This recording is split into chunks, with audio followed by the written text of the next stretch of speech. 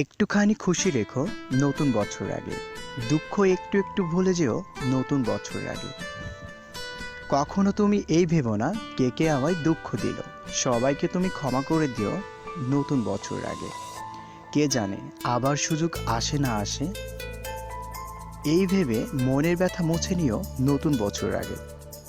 কেউ না আমার আগে এই মেসেজটা দিয়ে দেয়, তাই নতুন বছরের শুভকামনা নতুন বছর আগে। Advance happy new year and take care. Bye bye. Likey